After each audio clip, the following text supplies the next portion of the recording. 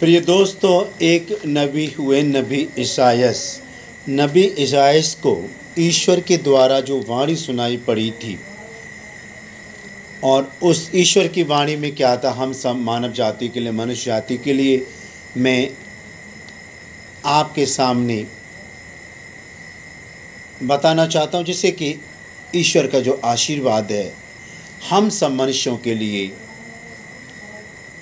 हमारी उन्नति के लिए, हमारी शांति के लिए, हमारे आनंद के लिए, हमारे सबके जीवन में आ जाए।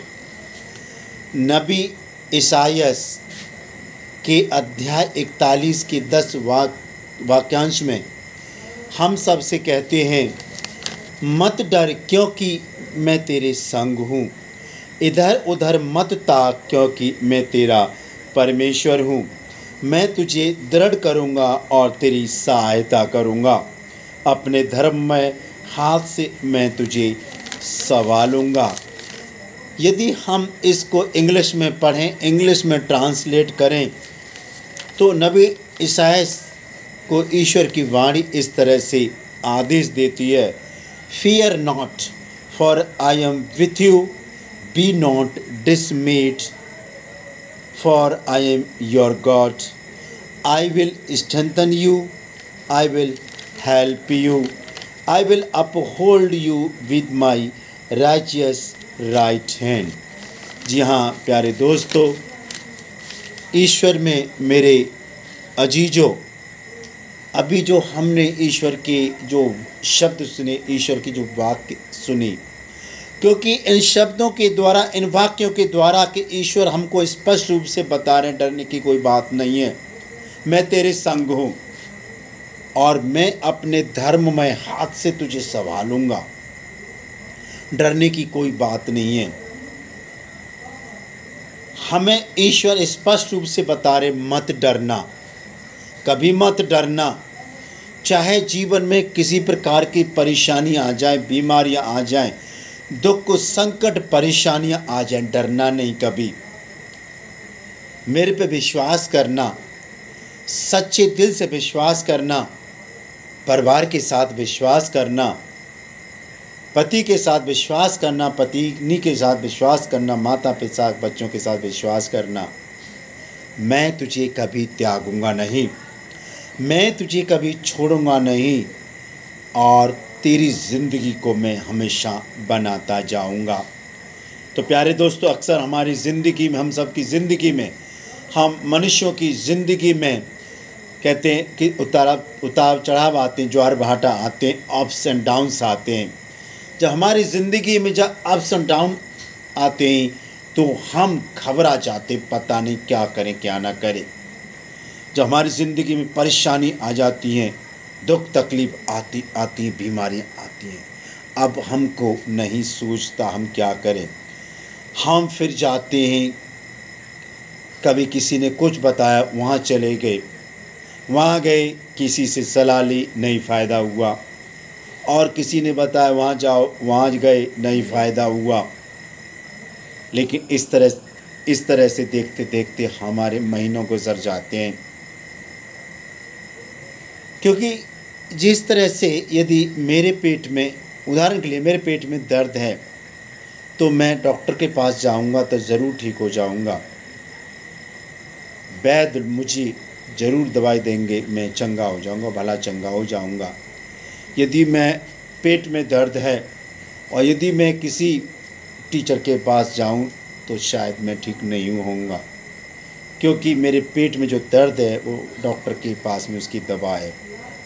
उसी तरह से जब हमारे जीवन में उतार चढ़ाव आते हैं, हम घबरा जाते हैं, परेशान हो जाते हैं, रोने लग जाते हैं। जो घर में जो बीमारी आई है तो कैसे आई, जो घर में दुख संकट आए तो कैसे आया, जब घर में जो पैसे की परेशानी आई तो क्यों आई। लेकिन ईश्वर के शब्द को हम भूल जाते हैं। ईश्वर बोले, मत डर क्योंकि मैं तेरे संग हूँ। क्यों डरता है? मैं तेरा परमेश्वर हूँ और अपने धर्म में हाथ से मैं तुझे संभालूंगा। ईश्वर हमको आश्वासन दे रहे हैं, वायदा कर रहे हैं। यदि ईश्वर हमसे वायदा नहीं करते तो हम बोल सकते ईश्वर ने तो वायदा नहीं किया कि हम जाएं तो जाएं कहाँ। ईश्वर ने हमसे वायदा न किया इसलिए हम उधर चले गए, लेकिन ईश्वर बोलते हैं कि मैं ही सच्चा परमेश्वर हूँ, मैं ही जीवंत परमेश्वर हूँ, ईश्वर हूँ, भगवान हूँ। मैं ही संसार का इकलौता परमेश्वर ईश्वर हूँ, मेरे सिवाय कोई ईश्वर नहीं। तुम चिंता क्यों करते हो? मैं बैठा हूँ, मुझे तुम भज के तो देखो मैं कितना अच्छा हूँ। प्यारे दोस्तों, हम सब की ज़िंदगी में दुख संकट का यही कारण है। कारण यह है कि हम सच्चे परमेश्वर की आराधना करना नहीं चाहते। हम जानते हैं लेकिन अपने जीवन में हम उसको अनुसरण नहीं करना चाहते। ऐसा कहा गया, लोग बोलते हैं शाम के वक्त की जो प्रेयर है, जो पूजा पाठ है, सच्चे ईश्वर की जो आराधना है, सबको मिल बैठ के घर के सदस्यों को करनी चाहिए, लेकिन नहीं कर पाते हैं। जब हमारे जीवन में जब दुख संकट परेशानियां आ जाती हैं तो सोचने वाली बात है, क्या होने वाला है? कुछ होगा ज़रूर, क्योंकि ईश्वर के पास हमें आना पड़ेगा। यदि हम ईश्वर के पास नहीं आएंगे तो हम जैसे थे वैसे ही रहेंगे। हम अपनी पुरानी ज़िंदगी में रहेंगे और पुरानी ज़िंदगी के लिए रोते रहेंगे। पुराने जो इतिहास है हमारा, पुरानी जो बीमारी हमारी, उसमें हम चिंतन करते रहेंगे। यदि हम समय रहते सच्चे ईश्वर की आराधना करें, सच्चे ईश्वर के पथ पर चलें, ईश्वर की आज्ञाओं को माने, वो दिन दूर नहीं जब घर में शांति होगी, चहुदिश शांति होगी, आनंद होगा, सुख होगा और हम सब बड़ी खुशी के साथ ईश्वर के सानिध्य में, ईश्वर की आत्मा के साथ रह रहे होंगे। तो समय रहते प्यारे दोस्तों, पहचान लीजिए अपनी ज़िंदगी के लिए, पहचान लीजिए अपने परिवार के लिए, पहचान कर लीजिए आने वाली पीढ़ी के लिए, नस्ल के लिए, आने वाली अपने परिवार की पीढ़ी के लिए। समय है, अभी कुछ नहीं बिगड़ा।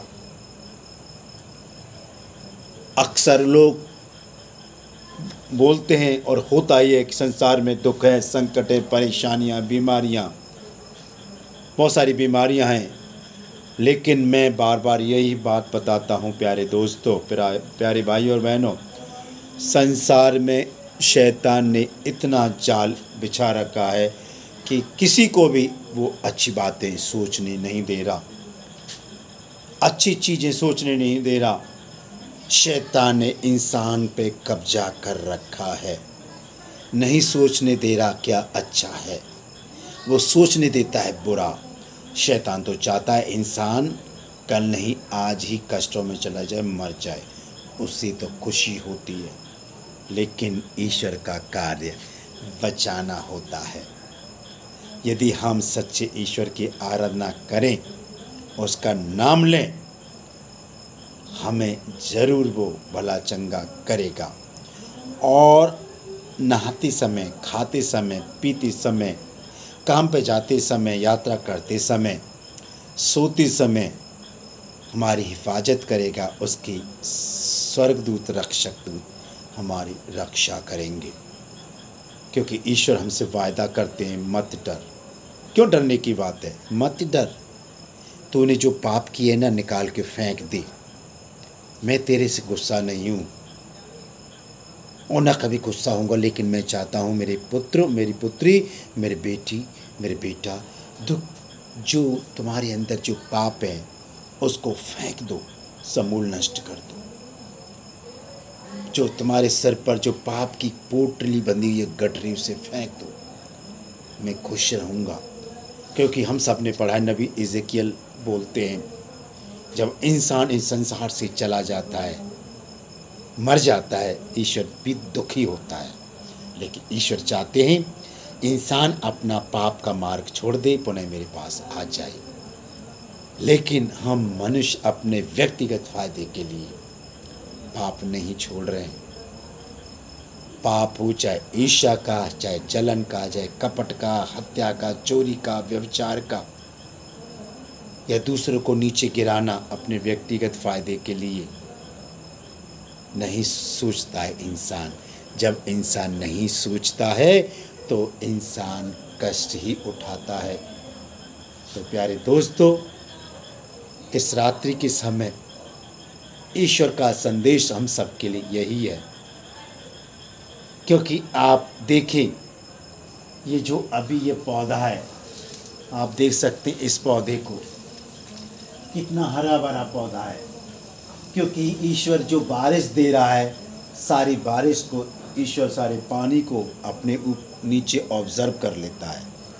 तो ईश्वर की उपस्थिति में फल रहा है, फूल रहा है, बढ़ रहा है, वृद्धि कर रहा है। जब इसमें जान तो है, लेकिन ईश्वर ने हम मनुष्यों को, सारे जीव जंतु पर, सृष्टि पर अधिकार दिया है। हम इन पेड़ पौधों से, जानवरों से तो कहीं अधिक बढ़कर हैं। जब ईश्वर की ये आज्ञा मान सकता है तो क्या हम आज्ञा नहीं मान सकते? मान सकते हैं। जब हमारे जीवन में दुख आते, कष्ट आते, परेशानियां आती, बीमारियां आती हैं, कलेश होते हैं, ईश्वर को सरेंडर कर दो। और वही शब्द जो ईश्वर नबी ईशाया के द्वारा हमको बोलते हैं, मत डर क्योंकि मैं तेरे संग हूँ, मैं तेरा परमेश्वर हूँ और धर्म हाथ से मैं तुझे संभालूंगा। क्यों डरता है? मत डर। तो प्यारे दोस्तों, मैं समझता हूँ कि ईश्वर का संदेश आपको ठीक से समझ में आना भी चाहिए। तो दोस्तों, मैं आप सबके लिए ईश्वर के से माफ़ी मांगता हूँ। हम जाने अनजाने में जो भी पाप करते हैं, पिता सब मनुष्य जाति के पाप को माफ़ कर दे। हे ईश्वर, सभी लोग तेरे सृजित के वो लोग बढ़ना चाहते हैं, सच्चे ईश्वर का ग्रहण करना चाहते हैं। पिता, रास्ते में बहुत सारी बाधा हैं, समाज की बाधा है, समुदाय की, परिवार की बाधा है, पड़ोस की, सबको रास्ता दिखा प्रभु, मार्गदर्शन कर, जिससे कि लोग सच्चे ईश्वर को ग्रहण करें। उनका मार्गदर्शन कर, उनको अंगीकार कर, स्वीकार कर पिता। और हर प्रकार की मुसीबतों, परेशानियों, दुखों, संकटों को लोगों को बचा ले। लोग पाप करते हैं पिता, फिर भी तू ध्यान नहीं देता। तू चाहता है कि लोग पाप का मार्ग छोड़ के मेरे पास चले आए। हे ईश्वर, घर में बीमारियां हैं, परेशानियां हैं, दुख संकट है, सबको चंगा कर दे पिता। समय रहते सबको हल कर दे, सॉल्व कर दे पिता। जो लोग शांति की खोज कर रहे हैं पिता, शांति दे, आनंद दे। जो लोग बीमार हैं पिता, सोचते मैं कब ठीक होऊंगा पिता, उनको भला चंगा कर दे, जिससे कि सच्चे ईश्वर की तरफ वो पीछे चले आए, स्वीकार करें। देश के विभिन्न अस्पतालों में लोग भर्ती हैं पिता, उनको चंगा कर दे। राह चल रहे हैं पिता लोग, उनको उनके गंतव्य तक पहुंचा दे। मजदूरों पे पिता अपनी आशीष बरसा, जिससे कि तूने कहा है मत डर, मैं तेरा परमेश्वर हूँ, इधर उधर मत ताक, मैं तेरे संग हूँ और अपने धर्म में हाथ से मैं तुझे संभालूंगा। हे ईश्वर, जो आज इस प्रार्थना को सुन रहे हैं पिता, तत्काल उनको पिता रियलाइज़ हो तू इस अच्छा ईश्वर है, तुझे ग्रहण करे और आने वाले जीवन में जो बाधा हैं पिता वो दूर हो जाए। मैं चाहता हूँ पिता, हज़ारों हज़ारों लाखों अरबों खरबों लोग तुझे जाने। धर्मी लोगों को चुन पिता, पापियों को भी उनके पाप माफ़ कर दे। ये सारी प्रार्थनाएं तेरे चरणों में समर्पित करते हैं पिता।